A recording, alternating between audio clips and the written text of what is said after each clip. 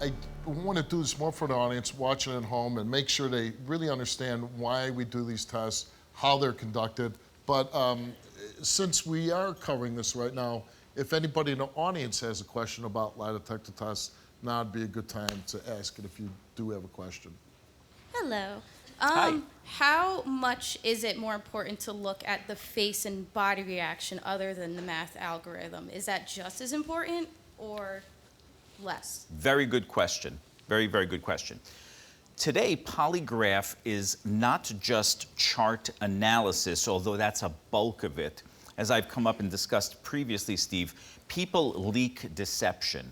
So from the time a person comes into the polygraph suite until the time that they leave, I run a credibility assessment test on everything they do, what they say, what they don't say, their body language, their facial expressions, latency and hesitancy, repeating a question, because people do leak deception. Usually before I test a guest, Steve, or any examinee, I know whether they're going to fail this polygraph test or not. Mike McDermott has a question. Hi, Steve. Love the show. Dan, my question is, every time we have, you always hear about people who try to defeat the test through manual means, putting a tack in their shoe, whatever you could think of, biting your tongue, whatever they hear from YouTube. Does that register also in the brain, that you're biting, you're hurting yourself, you're creating diversion manually? Good question. So what happens is the internet is full of information. It's also full of misinformation. If you Google on the internet polygraphs, first thing pops up is how to beat a polygraph. Well, it's like trying to beat a blood test. It's a physiological test, and you cannot control what I test. I test what part of your brain you use.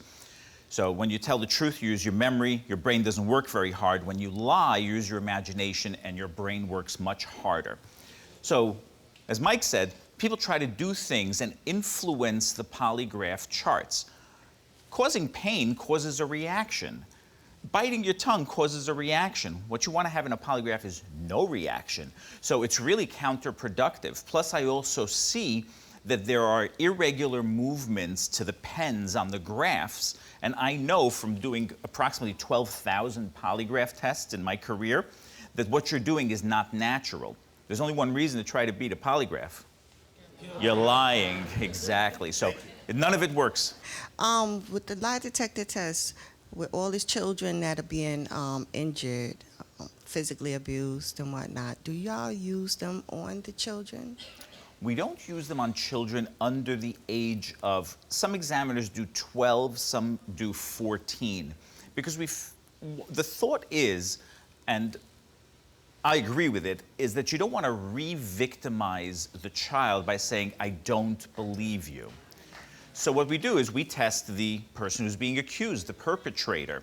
And it's always better to do that, because I do get a lot of calls in my private business of, will you test my child? She's saying that I've been molested, that I've been accused. I said, no. I said, I'm going to test the perpetrator. Well, he won't take one. I go, there's your answer. Yeah.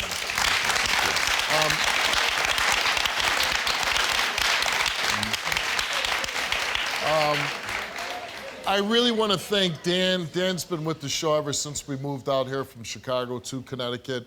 Dan's been just a huge part of the show. Thank you, Steve. You've been wonderful, and hopefully we'll continue this for many, many, many Look forward years. to it. Thank you so much, Steve. Thank you.